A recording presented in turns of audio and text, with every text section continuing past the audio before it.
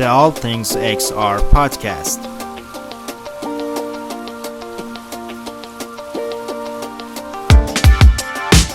Where you can get the best AR/VR analyzers from the biggest names in the field.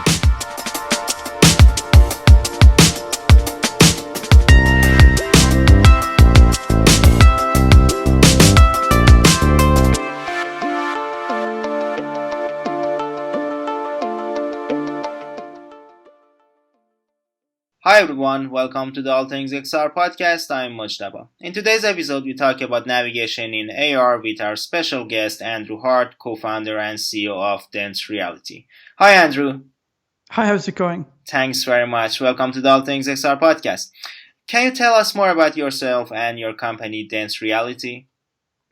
Yeah, I guess I'll start at the beginning here. So I've been an iOS developer for about 8 or 9 years by this point. And about 2 years ago, Apple announced AR. Before that, I'd been working on, I'd worked for a few startups. I actually worked for a startup based out of Pittsburgh where we were making a location-based game about a year before Pokemon Go came around, but it was based around the same sort of concept. And I've had other roles in that time, and amongst that, I've also had my own apps on the App Store. And I kind of look at myself as more of a product developer. When I'm making an app for the App Store, it's always been about the product itself, not the design and the development. Those have been sort of means to an end. And so I've always been a product-focused person. And so when AR came around, I was really interested in what the applications of this could be. And one of the first things that I realized was that it had no concept of geolocation, and that would be a real problem if you were trying to build an AR experience across a reasonable distance. You know, you get this effect which is called drift, whereby if you walk forward for let's say 100 meters, it's going to think it's going to not have tracked your location very well across that distance. So I realized that we needed some kind of supporting technology.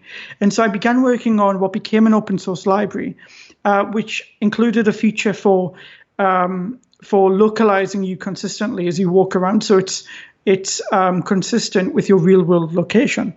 And it also meant that you could add things to the AR world if you knew its real world coordinates. So let's say you knew the real world coordinate of Big Ben in London and you wanted to put an object there, you could give the object the real world coordinate and it would appear in the right place. And so I kind of thought, privately that this could be a big deal. This was something that I thought was really cool. And but nobody else was interested at the time. None of my friends understood quite what I was on about. And so I put out I started putting out some demo videos on Twitter, and this showed off things like points of interest on a skyline and navigation and things like that. When I started putting these videos out, they started going like super viral online and getting hundreds and thousands of retweets and everything. And I was getting inundated with requests and everything. And so then I open sourced the library, and it actually became the most popular ARKit library on GitHub, which I believe it still is. It was just an incredible experience, to go from a relatively unknown iOS developer to I would open top trending on GitHub and I would be right there at the top for a couple of months. So that was really cool. And so what I've done since then is I've continued exploring how can I integrate this kind of technology with the real world? And so what we've landed on, myself and my co-founder, is integrating AR with indoor spaces. So that could be somewhere like a shopping mall or an airport or a retail store or a museum or something like that, or a university campus is another great example. These are all places where our experience of navigating in these places, our experience of traveling to one of these places is an entirely analog experience. Let's say that you're in a retail store and you want to find out more information on a product. You have to look down, you have to read the label. You can't get recommendations and things like that. Yeah, exactly. So there's a lot that you can provide there. And let's say that you're lost in a shopping mall, you're looking to buy some type of item. How are you going to do that? Well, you're going to wander around lost for ages. And this is because these are analog experiences. And if you can introduce immersive technology, if you can introduce some emerging technologies like AR and AI, then you can fundamentally change the experience of these spaces. And so that's what we're looking to do. And so just last week, we announced finally what we've been working on. Yeah. We have an AR wayfinding SDK, which is for shopping malls, airports, all of those places that I just mentioned. And so now we're looking to work with some initial partners around the world to really integrate this with those different spaces to bring this really great wayfinding technology to those different locations. Yeah. So as you mentioned, you came out of stealth mode with your company, Dent Reality. Yeah. How was the feedback?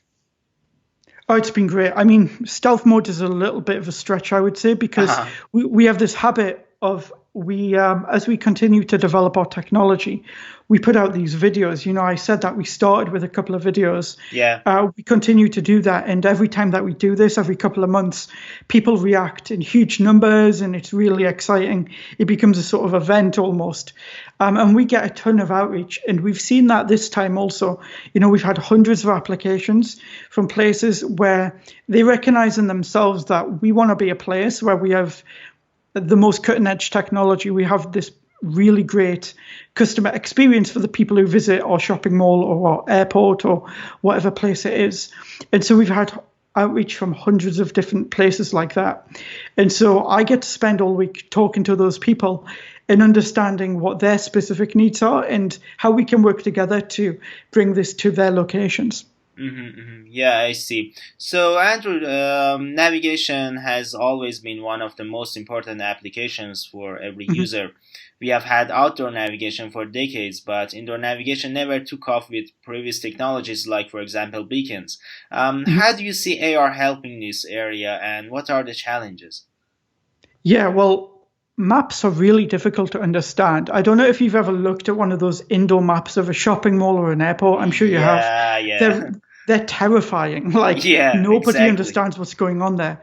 And so what we did was we actually looked at that first and we went, well, how could we build an indoor map that is much better than this?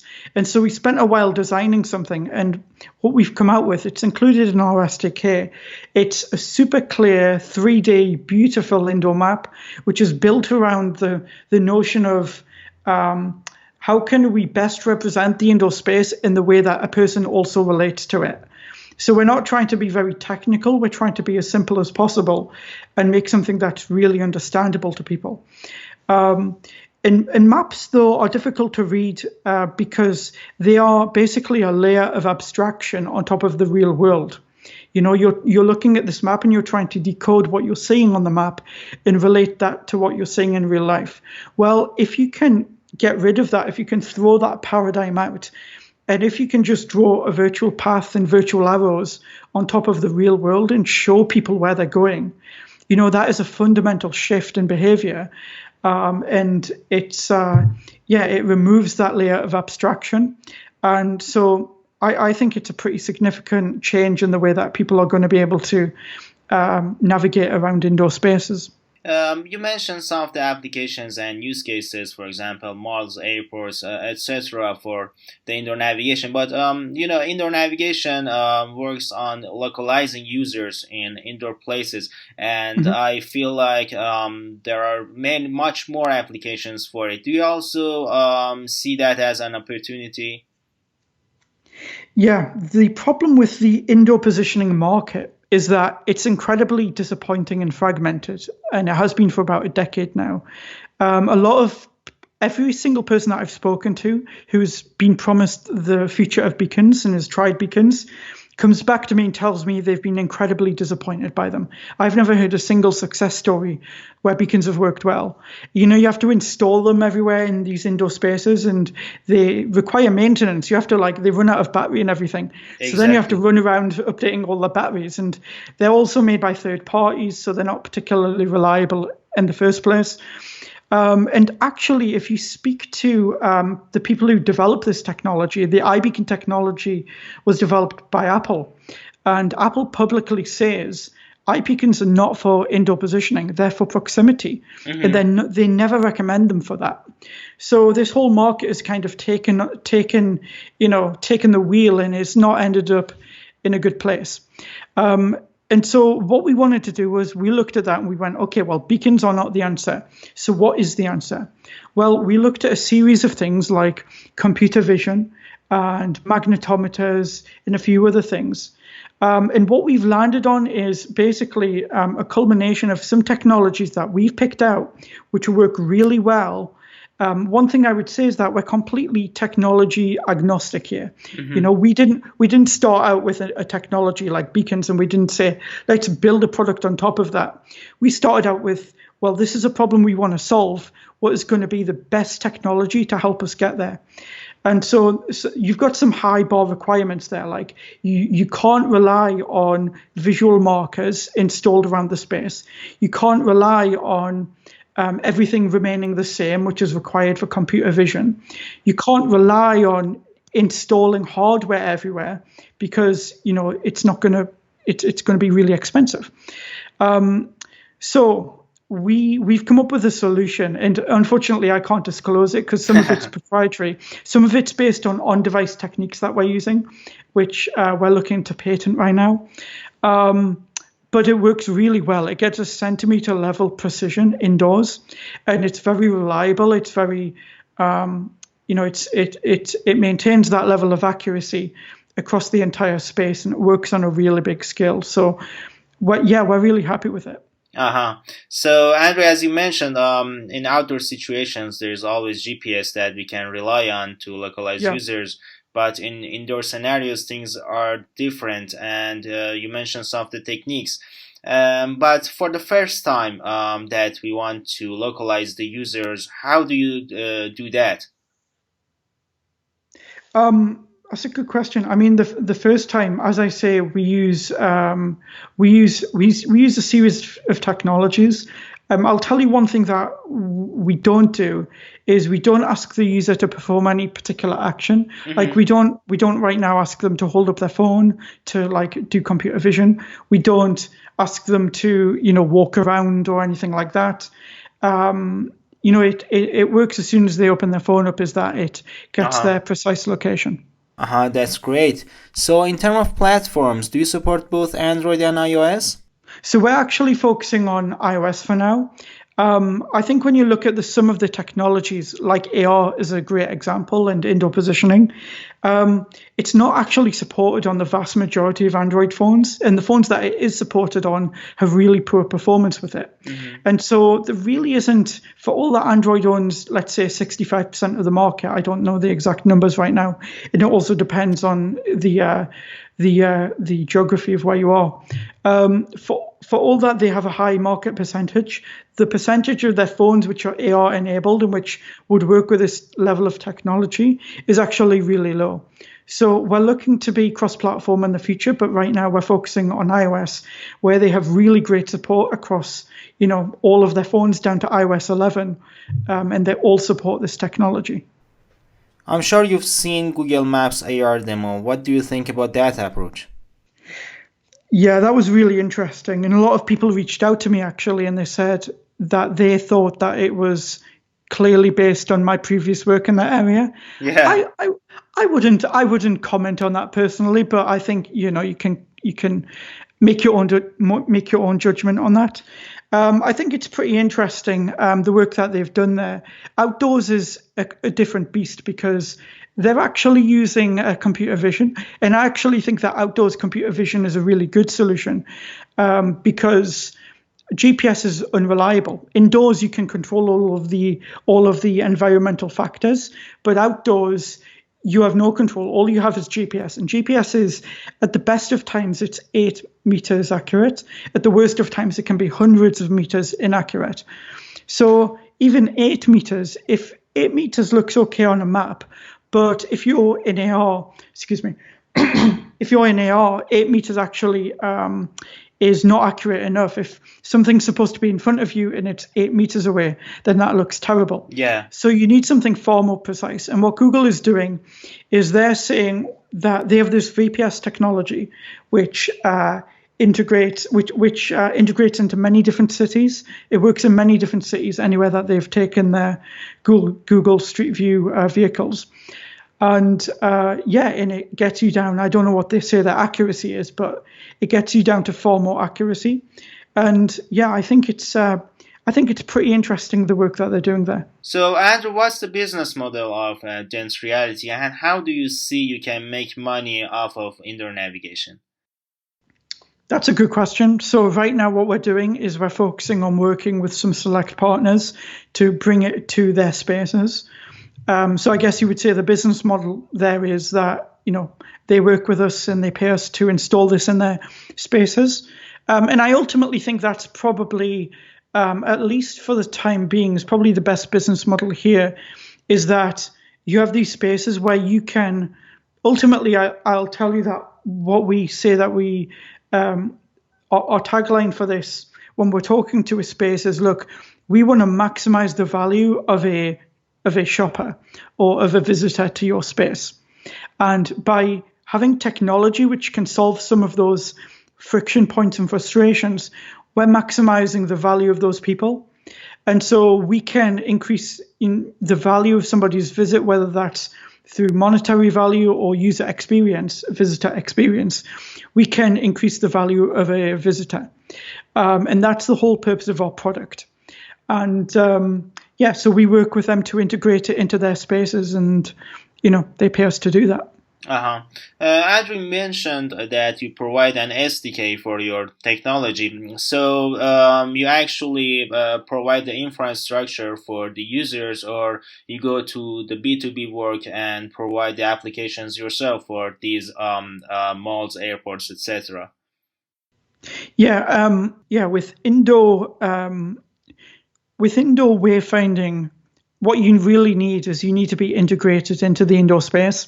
So you need to know about, for example, all of the different stores and when those stores change and things like that. You need to know about all of the different pathways and really some of the information about the building. You can only really do that level of thing by working with each place. It's not publicly available data, for example, so you can't just deploy it once and have it work everywhere. Exactly. You need to work with these spaces to do that. So that's what we do. So recently, big players like Apple, Facebook, Google, Microsoft are showing more and more interest in AR field. Do you see any threats that they might come up with some announcement that affects indoor navigation field? No, I think it's great that they're investing so much money. I think it's a real, positive image for AR right now. When I think AR is a little bit under threat by people who say, we haven't really seen any substantial use of AR in any winning product. And I would say that's completely untrue, but it's a perception that's out there. And I would say that one of the best arguments against that is actually, well, you look at Apple, who are investing billions in this. Tim Cook actually gives interviews to say that AR is the future. Yeah. You have Facebook investing billions. Facebook have said the VR is a stepping stone towards AR, so they take it really seriously. Then you have Microsoft with their HoloLens investing billions, and you've got others as well. So I think you have to look at that and you have to say, well, AR is clearly the future, and anything that we are building is going to be enhanced by whatever these different platforms are building. And so we don't see them as a threat. We see this as a really great opportunity to build even more immersive experiences. Andrew, do you see any challenges for users in holding up their phones? Niantic recently said in a blog post that users are not willing to hold their phones up for more than 2 to 3 minutes. Mm-hmm. Yeah, we don't design for that. The reality is that people will not hold up their phone in front of them for a sustained period of time. It's uncomfortable for both social reasons and also comfort reasons, physical comfort reasons.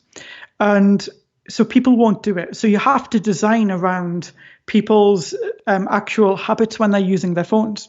And so what we do with our product is, of course, we put out these videos and we show us holding up the phone for the whole experience because we want to, create a great video which shows you what the experience is like. But in the real world, we actually design it so that we expect that what people will do is hold up their phones. And we've seen this when we've tested it, is that people will hold up their phones to see an arrow, to see where they need to go, to see the path and where that leads off. And then what they'll do is they'll drop the phone down to the side or in front of them, and they'll continue following on the map. And so what we do is that when they drop it down, when they drop the phone down, we bring up the map full screen so that they can see the route that they're taking on the map. And then when they're ready, they can hold up the phone again and it can show them everything within the AR, within the camera. And, that makes a lot of sense to people's use cases.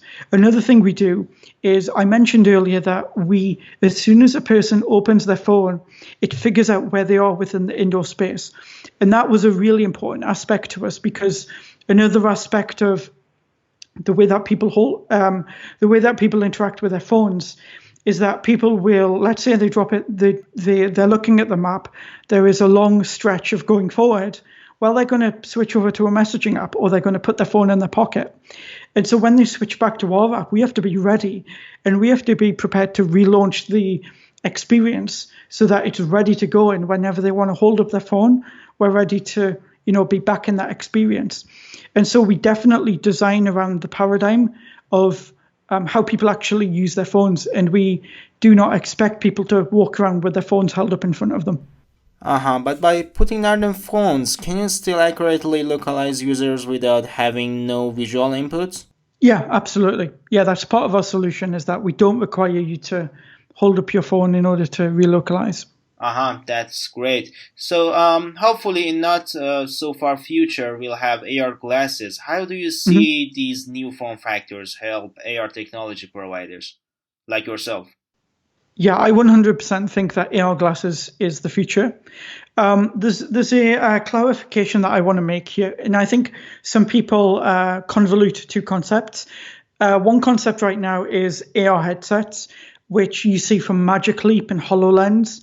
And these I kind of think as being like the laptop of the AR world. You can take them to a coffee shop maybe, and you could use it there, or you could use it at your work environment. You could even take it around the office, but you're not carrying a laptop when you walk around a shopping mall, for example. Yeah. And so I think of headset as being sort of the laptop of the AR world, and then the future AR glasses, which don't exist yet, but which will exist in the near future. Those are more like the smartphone of the AR world. And this is the device that people are going to walk around and use on a regular basis. I see AR glasses as being the smartphone of the AR world. And so I think that has a really bright future. And what we're working towards now is, let's develop the technology that integrates into all of these indoor spaces and prioritizes the AR experience as a significant part of that, because in a few years that is going to be the primary form factor that we're working with, and we want to have a breakthrough experience integrated into all of these spaces in a couple of years' time for when those AR glasses come out. So Andrew, for having the indoor navigation properly, we actually have to localize the users and know the position of the users correctly. So are there any privacy concerns about it? Yeah, I definitely think that if people are not responsible, then there could be privacy concerns. So I think at some level in the future, what I would like to see is that the platform themselves owns some amount of the positioning technology. Because I think that when that's controlled by a third party, you run the risk. If they're not a privacy conscious company, then I think you run the risk of that kind of thing being abused. So yeah, I definitely think it's as location services are now. You just want to be conscious of that going forward. It's something that we certainly are aware of, and we want to be responsible with that ourselves as we grow. So Andrew, how can our listeners and businesses and developers reach Dent Reality? Yeah, of course. I mean, you can go on a website if you represent an organization like a shopping mall or an airport or a college campus or something like that, then definitely reach out to us on our website, dentreality.com. You can see our work there, our latest video, and we have some explanation of how our stuff works on there. And you can reach out to us, and we'll probably schedule a call to learn more information. Um, Another thing we're doing is we're also working with agencies, digital agencies, because oftentimes they work in different geographies. Let's say you own an agency in Spain and you have connections to lots of retail locations in Spain. Yeah, then definitely reach out to us because we're looking to those relationships also. Great. Well, Andrew, thank you very much for joining the All Things XR podcast.